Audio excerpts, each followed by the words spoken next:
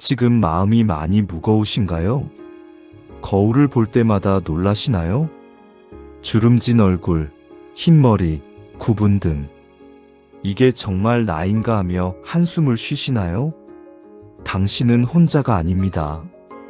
법당에는 당신과 같은 두려움을 안고 오시는 분들이 많습니다. 한 보살님은 이렇게 말씀하셨습니다. 스님, 저는 밤마다 울었습니다. 예전에는 계단을 뛰어 올라갔는데 지금은 한 칸 한 칸 힘들게 오릅니다. 예전에는 이름이 바로바로 떠올랐는데 지금은 아들 이름도 헷갈립니다. 이렇게 늙어가는 게 너무 무섭습니다. 그분의 눈빛에는 깊은 공포가 담겨 있었습니다. 또 다른 보살님은 이렇게 하소연하셨습니다. 저는 죽음이 두렵습니다. 친구들이 하나 둘 세상을 떠납니다. 장례식장에 갈 때마다 생각합니다. 다음은 나일까? 밤에 잠들 때도 무섭습니다. 내일 아침 눈을 뜰 수 있을까? 그 목소리는 떨리고 있었습니다. 이 두려움, 부처님께서도 아십니다. 이 공포, 부처님께서도 보고 계십니다. 오늘 이 시간 저는 당신께 진실을 말씀드리고 싶습니다. 당신이 두려워하는 것은 늙어감이 아닙니다. 당신이 정말 두려워하는 것은 변화를 받아들일 수 없다는 것입니다. 하지만 부처님께서는 가르치십니다. 재행무상, 모든 것은 변한다고. 이것을 받아들이는 순간 두려움은 평화로 바뀝니다. 부처님께서는 사성제를 설하시며 말씀하셨습니다. 생로병사는 고통이다. 태어남, 늙음, 병듦, 죽음. 이것은 누구도 피할 수 없는 진리입니다. 그런데 왜 우리는 이것을 두려워할까요? 첫째, 우리는 영원함에 집착합니다. 젊음이 영원할 줄 알았습니다. 건강이 영원할 줄 알았습니다. 힘이 영원할 줄 알았습니다. 하지만 어느 날 깨닫습니다. 아무것도 영원하지 않다는 것을. 20대의 몸은 30대가 되고 30대의 몸은 40대가 되고 어느새 60대, 70대가 되어 있습니다. 어떻게 이렇게 빨리? 우리는 당황합니다. 하지만 부처님께서는 가르치십니다. 재행무상, 모든 것은 변합니다. 변하지 않는 것은 없습니다. 봄은 여름이 되고 여름은 가을이 되고 가을은 겨울이 됩니다. 꽃은 피었다가 집니다. 강물은 흘러서 바다로 갑니다. 산도 깎이고 바위도 부서집니다. 이 모든 것이 무상입니다. 그런데 우리는 왜 우리 몸만은 변하지 않을 거라 생각했을까요? 이것이 무명, 즉 어리석음입니다. 둘째, 우리는 젊음을 나라고 여깁니다. 나는 젊었다. 나는 힘이 세다. 나는 아름답다.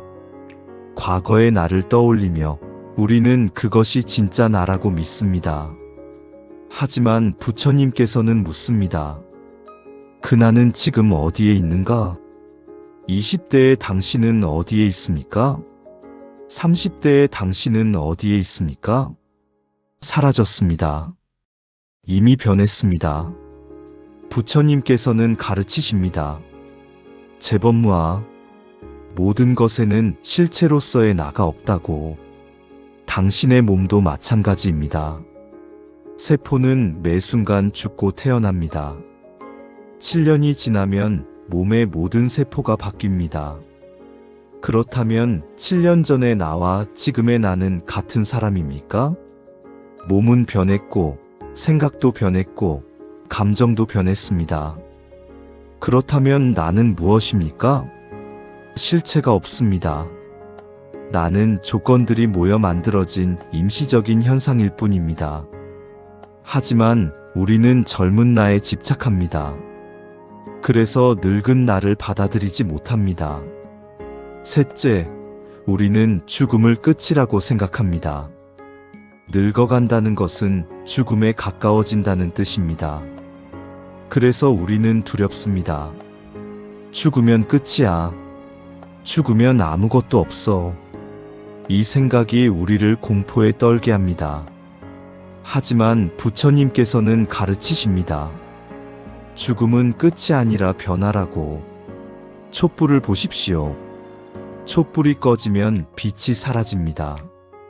하지만 그 에너지는 사라진 것이 아닙니다. 열로, 연기로, 다른 형태로 변했을 뿐입니다. 물을 보십시오.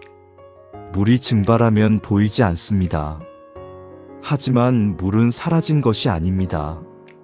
수증기가 되어 구름이 되고 다시 비가 됩니다. 생명도 마찬가지입니다. 죽음은 사라짐이 아니라 변화입니다. 넷째, 우리는 현재를 살지 않습니다. 과거를 그리워합니다. 예전에는 좋았는데 미래를 두려워합니다. 앞으로 더 늙으면 어쩌지? 그러는 사이 정작 지금을 놓칩니다. 지금 이 순간 당신은 숨을 쉬고 있습니다. 지금 이 순간 당신은 살아 있습니다. 지금 이 순간 당신은 여기에 있습니다. 이것으로 충분합니다. 하지만 우리는 이것을 보지 못합니다. 이것이 고통의 뿌리입니다. 영원함에 대한 집착, 젊음을 나로 여기는 아집, 죽음에 대한 잘못된 이해, 현재를 살지 못하는 어리석음. 이 모든 것이 당신을 두려움 속에 가둡니다. 늙어감이 문제가 아닙니다. 늙어감을 받아들이지 못하는 마음이 문제입니다. 부처님께서는 29세에 출가하셨습니다. 왜 그러셨을까요? 부처님께서는 4가지 광경을 보셨기 때문입니다. 첫째, 늙은 노인, 구부정한 등, 주름진 얼굴, 지팡이에 의지한 모습. 둘째, 병든 사람, 고통스럽게 신음하며 누워있는 모습. 셋째, 죽은 사람, 장래 행렬을 따라가는 슬픈 사람들. 넷째, 수행자, 평온한 얼굴로 걸어가는 승려. 부처님께서는 깨달으셨습니다.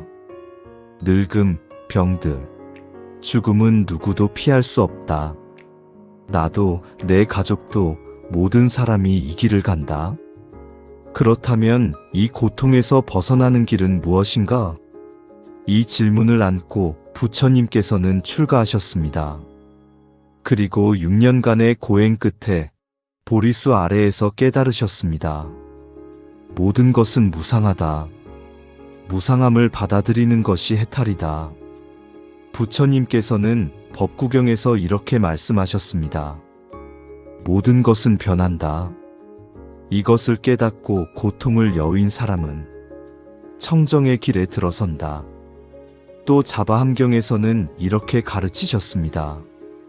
색은 무상하고, 수는 무상하고, 상은 무상하고, 행은 무상하고, 식은 무상하다. 무상한 것은 고통이다. 고통인 것은 나가 아니다. 무슨 뜻일까요? 우리의 몸색, 느낌수, 생각상, 의지행, 의식식, 이 모든 것이 무상합니다. 끊임없이 변합니다. 실체가 없습니다. 그런데 우리는 이것들을 나라고 여깁니다. 그래서 이것들이 변할 때 고통스러워합니다. 하지만 진실은 이것입니다. 이것들은 애초에 나가 아니었습니다. 한 번은 부처님께서 제자들과 함께 있을 때 한 비구가 물었습니다. 부처님, 저는 늙는 것이 두렵습니다. 어떻게 해야 이 두려움을 없앨 수 있습니까? 부처님께서는 조용히 물으셨습니다. 비구여, 네가 태어났을 때 네가 선택한 것이었느냐? 아닙니다, 부처님. 그렇다면 네가 늙는 것도 네가 선택할 수 있는 것이냐? 아닙니다, 부처님.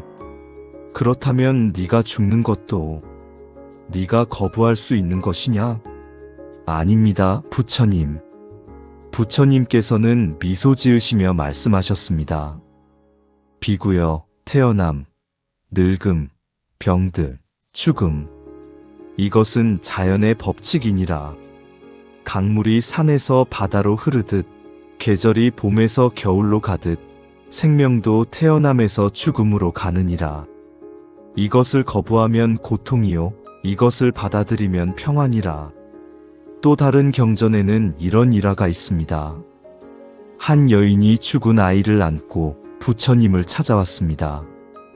부처님, 제 아이를 살려주십시오. 부처님께서는 말씀하셨습니다. 아이를 살릴 약을 만들어 주겠소. 한 번도 죽음을 겪지 않은 집에서 겨자씨를 얻어오시오. 여인은 마을을 돌아다녔습니다. 하지만 모든 집에는 죽음이 있었습니다. 할아버지가 돌아가셨거나, 할머니가 돌아가셨거나, 부모가 돌아가셨거나, 형제가 돌아가셨습니다. 여인은 깨달았습니다. 죽음은 누구도 피할 수 없구나. 여인은 부처님께 돌아와 절했습니다. 부처님, 이제 알았습니다. 죽음은 모든 생명의 운명입니다. 제가 어리석었습니다.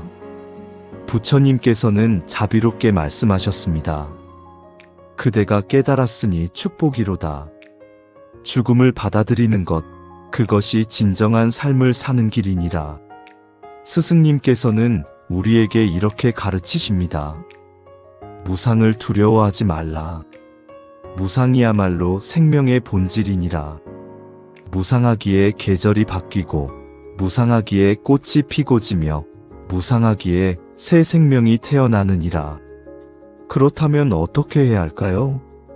어떻게 늙어감을 받아들일 수 있을까요? 첫째, 무상을 관찰하십시오. 매일 자연을 보십시오. 아침 해가 떠오르는 것을 보고, 저녁 해가 지는 것을 보십시오. 꽃이 피는 것을 보고, 꽃이 지는 것을 보십시오. 낙엽이 떨어지는 것을 보고, 새싹이 돋는 것을 보십시오. 모든 것이 변합니다. 모든 것이 무상합니다. 이것을 관찰하면서 말하십시오. 모든 것은 변한다. 나도 변한다. 이것이 자연의 법칙이다. 매일 반복하십시오. 마음에 무상이 스며들 때까지. 둘째, 감사하십시오. 늙어간다는 것은 살아있다는 증거입니다. 주름이 생긴다는 것은 웃고, 울고, 살아온 시간의 증거입니다.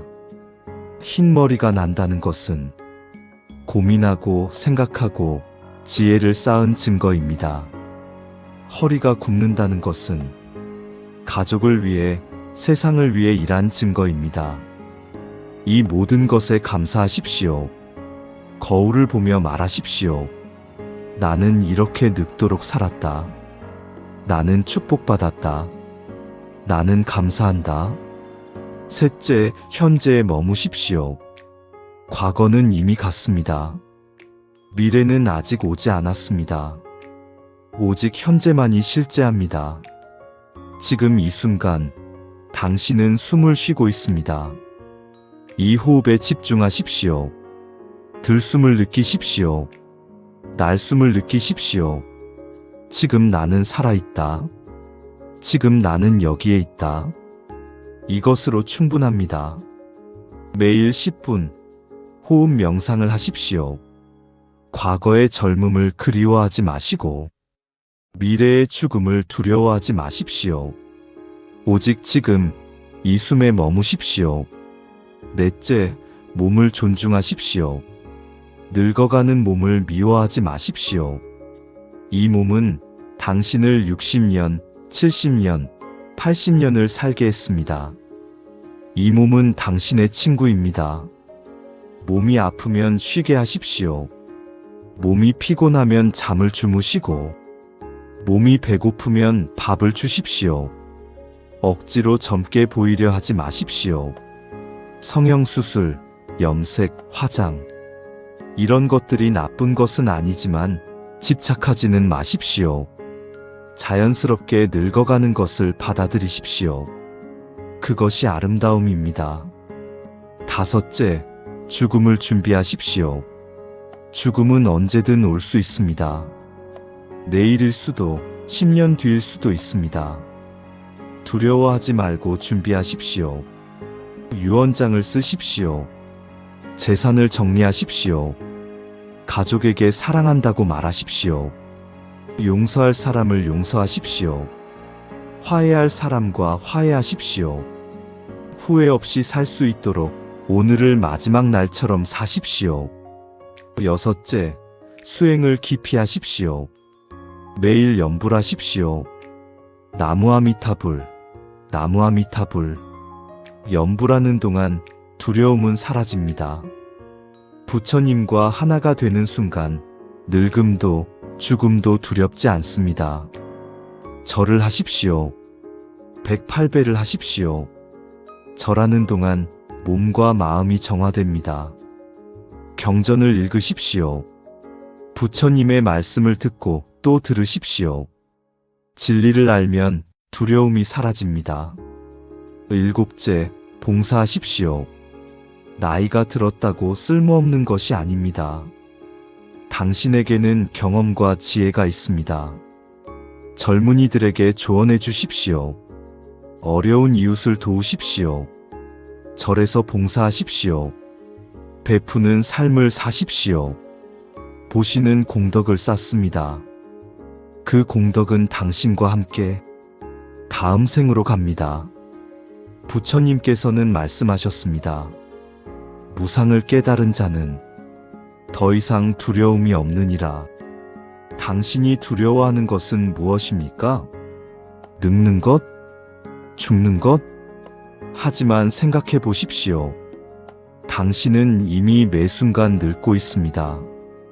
당신은 이미 매 순간 죽어가고 있습니다. 어제의 당신은 이미 없습니다. 1초 전의 당신도 이미 변했습니다.